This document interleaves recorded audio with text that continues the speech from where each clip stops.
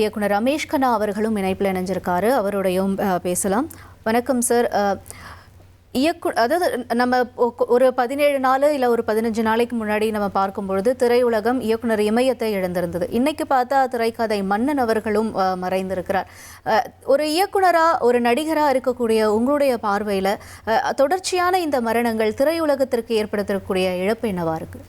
அதாவது திரையுலகத்துக்கு ஒரு பெரும் புரட்சி ஏற்படுத்தணும் இயக்குனர் பாரதிராஜா சார் தான். அவர் வந்துதான் நிறைய பேருக்கு கதவை திறந்து விட்டாரு. நிறைய பேர் டைரக்டர் ஆகலாம், நிறைய பேர் டைரக்டர் ஆகலாம், நிறைய பேர் நடிகராக கொண்டு வந்தவர் அவர் தான். அவர் தான் எங்களுக்கெல்லாம் ஆணி பேரு. அவர் உருவாக்கின ஒரு அருமையான படைப்பு தான் பாக்கியராஜ் சார். அவர் அவ்வளோ அற்புதமா பாக்கியராஜ் சார் உருவாக்குனாரு. ஃபர்ஸ்ட் டைரக்டராக வச்சாரு. அதுக்கப்புறம் கதை வாசனை எழுத கொடுத்தாரு சான்ஸ். அப்புறம் திரைக்கதையில உட்கார வச்சாரு. அப்புறம் சின்ன வேஷம் கொடுத்தாரு தேவப்பூரை காட்ட. அப்புறம் புதிய அப்படி ஹீரோவே ஆகிட்டாரு. அதனால எல்லா விதத்திலும் பாக்கியராஜ தன்னுடைய குழந்தை போல காப்பாற்றிருக்கிறாரு. அவர் பார்த்துதான் நாங்கெல்லாம் சினிமாவுக்கு வரணும் ஆசைப்பட்டோம். ஆக்சுவலாக பார்த்தா நாங்களாம் அசிஸ்டன்ட் இருக்கும்போது முதல்ல நடிகராக சுற்றிட்டு இருப்போம். நடிகர் சான்ஸ் எடுத்து ஃபோட்டோ எடுத்துட்டு அலைவோம். யாரும் மதிக்க மாட்டாங்க.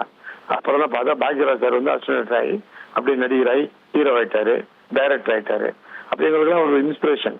சரி நம்மளும் அசிஸ்டன்ட் போனோம்னா நம்ம சினிமாவில் ஒரு வழி திறக்கும் அப்படின்ற அவரோட இன்ஸ்பிரேஷன் நாங்கெல்லாம் அசிஸ்டன்ட் வந்தோம். வந்து அவருக்கு பழக வேண்டிய வாய்ப்புகள்லாம் எனக்கு நிறைய கிடைச்சது. நிறைய தடவை பழகிருக்கேன் அவர் கூட. நிறைய பட்டிமன்றம் நடுவில் வந்திருக்காரு. நான் கலந்துட்டு இருக்கிறேன். நிறைய ஒரு ஃபங்க்ஷன்ல கலந்துட்டு இருக்கேன். நிறைய பேசியிருக்கேன் அவர் கூட. அதோட ஒரு நமக்கு கிடைக்காத பாக்கி. அது பட்டில் பாக்கியராஜ் சாருடைய அசிஸ்டன்ட் தான் Pandiraj sir. Pandiraj sir assistant தான் நான். அப்படி பார்த்தாலும் நான் அவருடைய வாரிசு தான். அதே மாதிரி அவர் எம்ஜிஆர் அவருடைய வாரிசுன்னு சொல்லுவாங்க. அப்போ ஒரு முறை பட்டிமன்றம் பேச போகும்போது பட்டிமன்றம் முடிஞ்சப்போ நாங்கள் ரொம்ப பேசுவோம். அப்போ நான் சொன்னேன், சார் நீங்க வந்து எம்ஜிஆருடைய வாரிசுன்னு சொல்றீங்க. அப்படி பார்த்தா நானும் உங்க வாரிசு தான். எப்படி பாடினார்? நான் வந்து எம்ஜிஆருடைய மனைவி திருமதி வி என் ஜானகியோட அத்தை பையன், என்னோட அக்கா அத்தை பொண்ணு. அவங்க அவரோட தாய் மாமன் பையன் நான்.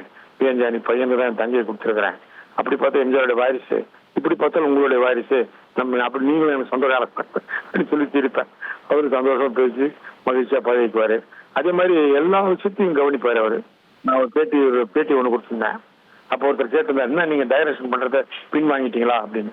நான் சொன்னேன், நான் பின் வாங்கல, யாரும் என்ன டைரக்ட் பண்ண முன் வரல அப்படின்னு ஒரு பேட்டி கொடுத்தேன். அவர் இழந்தது கலையுலகத்தில் மட்டும் அவர் குடும்பத்தாருக்கும் ஆழ்ந்த இடங்களை தெரிவிச்சு. இனி செல்லும் இடமெல்லாம் செய்தி. தந்தி டிவியின் வாட்ஸ்அப் சேனலை ஃபாலோ பண்ணினா செல்ல இருக்கும் இடமெல்லாம் செய்தி. இதோ QR கோட் இப்பவே ஸ்கேன் பண்ணுங்க, ஃபாலோ பண்ணுங்க.